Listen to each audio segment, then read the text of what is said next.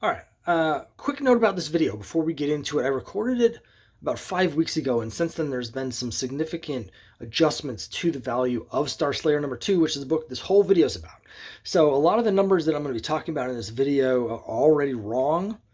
So at the end of the video, I'm going to come back, and me from the present is going to address some of the inaccuracies that me from the past did not know about. So I just want to let you know, when we get to the end, I'm going to talk about the prices in a little more detail. Hey there, fellow classic comic collectors. As always, I'm Scott Harris King, and today I am back with another video about the great Dollar Bin Trading Challenge. Of course, I just posted a video a couple days ago. Round 6 is now live. But I'm back already because I have some more stuff I want to talk about. In that video, I talked about the fact that I have a whole bunch of copies of this right here. It's Star Slayer number 2, first appearance of the Rocketeer, and I have a whole bunch. In fact, it turns out that I have 14 copies of this book that I got out of dollar bins currently, and I've already traded one away. So I had 15 copies of this book, all dollar bin finds. So that's a book that obviously we're going to be seeing as this goes along, because I'm always looking for new stuff out of dollar bins, but if I have empty slots and I don't have anything else to put in there, and I don't already have a copy of Star Slayer number 2, I'll have another copy to put in. But it got me thinking, how do I want to do this? How do I want to handle it? And what opportunities do I have to do something different with these? And this is what we're going to be talking about today. Two different things about CGC and how I'm going to handle CGC books in the Great Dollar Bin Trading Challenge. Now, there's two different aspects of this, and the first we'll talk about is the Star Slayer. When I set up the initial rules of the Great Dollar Bin Trading Challenge, one of the things that I specified is I'm not allowed to spend money on anything other than shipping or CGC costs. And the reason for that is that if we get to the point where I'm anywhere close to being able to put together an offer for an All-Star Comics number 8, which of course is the end goal of the Great Dollar Bin Trading Challenge, I'm going to need to have books CGC'd. In order to do these trades with people online, whatever the venue, whether it's YouTube or anywhere else, if we're talking about books that are four-figure books, 1,000, 2,000, 4,000, 10,000, whatever it is, they're going to have to be CGC'd. They just are. Unless we're meeting in person, something like that. But the value changes so drastically by the slightest change in grade that I think it's going to have to be CGC'd. So I put that in there. The other thing I could use it for is if I have a book that I think is like a 9.8 or something like that, I could take it out of the trading pool, send it to CGC, get it slabbed, and if it comes back, at a really high grade, then I might have a large increase in the trading value available to me. So I wanted that to be an option. So that's the first thing. I want to tell you that I've gone ahead and I've done that. We're having a new experiment to see how this goes. It could be a complete disaster. Now, a little while ago, I did a video about how I'm not using CGC anymore, and I'm not using CGC for any of my personal stuff. This is, I debated whether to do it, but I figured, you know what, let's give it a shot. So I went through all the copies of this that I had, and I took a really careful look at them on the grade. Now, most of the copies I have are really nice. There was one copy that had some kind of staining on the cover, so that one's lower grade. And then I had a couple that had various defects. The one that I had initially put in the video last time, I said was an 8.5 because it had some non-color breaking creases. I decided to take that one out. I replaced it with a higher grade copy. Most of the copies that I have are somewhere between, I think, a 9.0 and a 9.6 as they currently are. So what I did was I looked through, I tried to find any that have defects that could not be taken out with a press. There's a lot of copies that I think are like 9.4s, but they might have something like a couple or color breaking ticks on the spine, or there was one that had like a little micro tear that was like a centimeter long, or things like that. And those I'm keeping. We're going to be trading those raw. Again, almost all of these copies that I still have here, the 8 that I have left, I would say 6 of them are probably a 9.0 to a 9.4. But there were 6 copies that I took out that I thought could be higher. And what I did was I sent all 6 of them to CGC to get pressed and cleaned and graded. Now, obviously, best case scenario, I get at least one 9.8 back. I don't think that's going to happen. When I look at the books I sent in, because they were bouncing around in dollar bins, and more importantly, none of them had backing boards for the last 30 years. A lot of them had slight... these copies are actually pretty good, but let me see if I can find a copy to demonstrate with. Here's one. A lot of them had just very slight like wear or rounding on the top corners, and this by the spine in particular. I think that's going to limit them. I'm not sure any of them can get a 9.8, but we're going to give it a shot because, frankly, CGC is so random. Who the hell knows what they're going to give these things? So what I'm really hoping for is that of the 6 copies that I sent in to get slabbed, first of all, I'm hoping CGC doesn't destroy them because they are absolutely wrecking tons of books these days. It's a complete crapshoot. You send them in, maybe there's a 90% chance that your book comes... I'm making these numbers up, but maybe there's a 90% chance your book comes back fine. There's a chance, a better than small chance, that they're going to be ruined. So if that happens, then I'm screwed with this. But what I'm really hoping I get, a realistic hope, is that I get at least 2 of the 6 copies come back as a 9.6. So what we're looking at is if they come back at a 9.6, I will then sell one of those copies to get the money back for the grading and the shipping. So everything will be back to break even. And then I'll have a 9.6 to put in the trading pool. Right now, those are going for about $250-ish at the time I'm recording this. So that would be great to get a book like that in the trading pool at that value, but also a slabbed book at that value. And that's the next thing I'm going to talk about.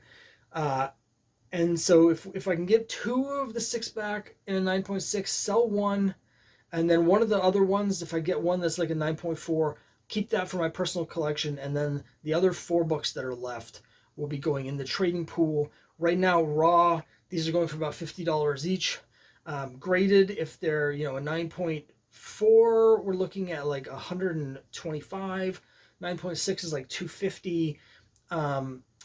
And I think worst case scenario, if they're like a 9 or something, or 9.2, we could probably still going to be more than 50. They'll probably be more like 75 to 95 slabs. So we're hoping to increase the value, and we're going to see. This is a big experiment. I've never sent in multiple copies of the same book before, other than my own book, Crime Busters #1.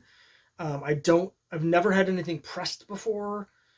So I don't really know how that's going to affect the books. The ones I sent in, again, most of them I felt were in a 9.4 to 9.6 range as they sit. A couple of them, though, did have non-color breaking bends. And so I don't know how that's going to affect things. We'll see. My understanding is CGC is grading really, really harshly these days, so I don't expect a 9.8. But if I can get 2 9.6s back, I'll be happy with this. If we get a 9.8 back, then this has been fantastic.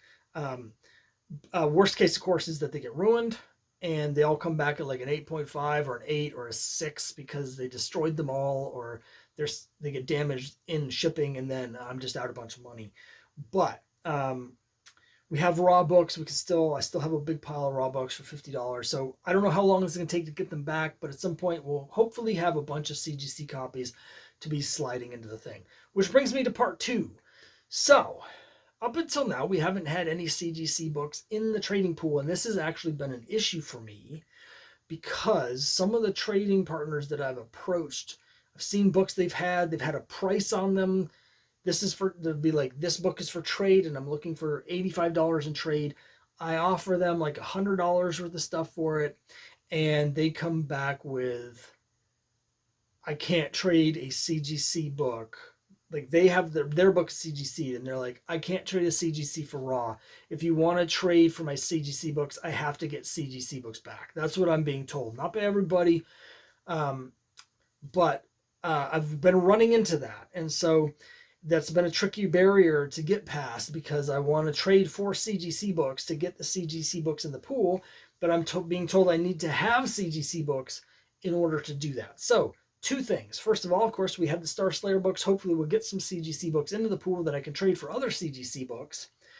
Secondly, though, I have made a trade with someone where they are trading me some CGC books. I have three, as I'm recording this, three CGC books that are on the way that will be in the trading pool for round 7, which has got me thinking about how I want to do this because, of course, what I would like to do is take those again and trade them for other CGC books. But a big part of this, obviously, is that I want to get you guys the books that you want, and I don't want to limit what you can trade to me. So I don't want to be in a position that I've been in on the other side. When I'm trying to get these CGC books and people are telling me that I have to send them CGC instead of raw, I don't want you to want my CGC books and me tell you, no, you can't trade with them because your books are raw. The way I think I'm going to handle it is that I think if you're going to be, when I have the CGC books, if you want to trade me raw books, ungraded books, I will definitely still consider them and I will make trades for them. I might ask for more. So a book, let's say, one thing that's great about the CGC books is that there's a website called GPA where they track the sales of CGC books so you can get an exact fair market value on what it's actually been selling for throughout the last 20 years of history, and you can see what it's selling, what's the last one sold for, what they've sold for in the last 6 months or 9 months or year or whatever, so you know how much they're worth. So let's say I have a book that's $100 in CGC value. That's something where I'll be asking for $100 in trade in CGC books.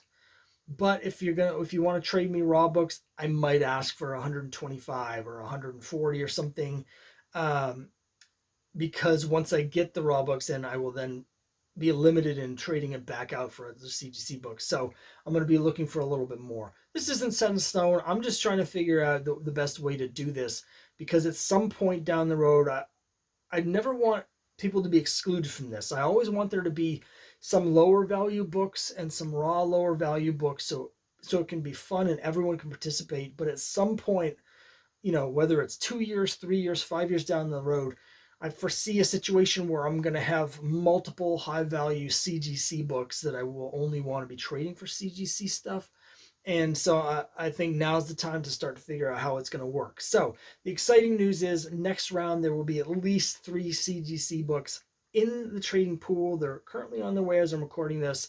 And when we get there, I'll be telling you guys the exact GPA fair market value on them. So we'll know exactly how much to look for in trade. But I may also give a second ask value, so that if you're interested in one of those books and you're trading me raws, it might be a little bit higher. So let me know what you think about all this. Maybe I'm overthinking things, but again, I have been running into this. I've been trying to get some cool CGC books for you guys.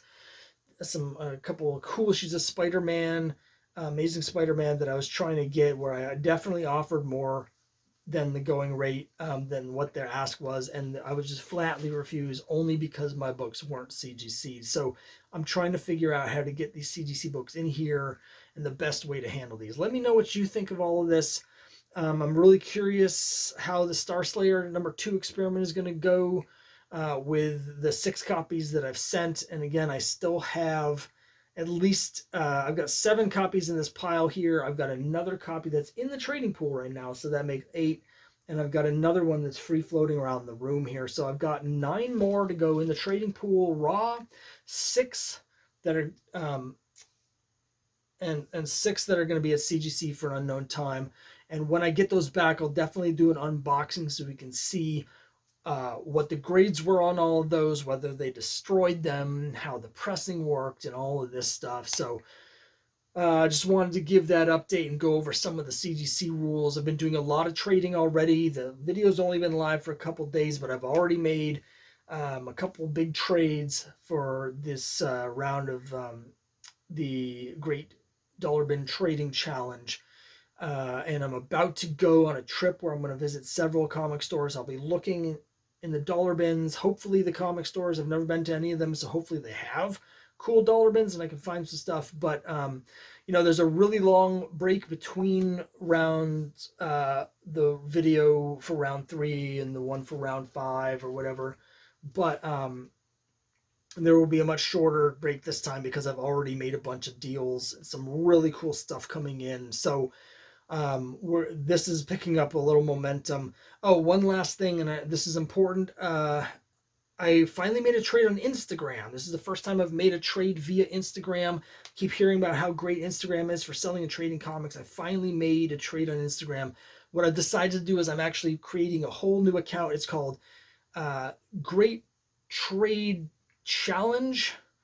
So if you go on Instagram and you look for the Great Trade Challenge, you'll find my new account, and that's where I'm going to be doing my Instagram. It's dedicated solely to the Great Dollar Bin Trading Challenge.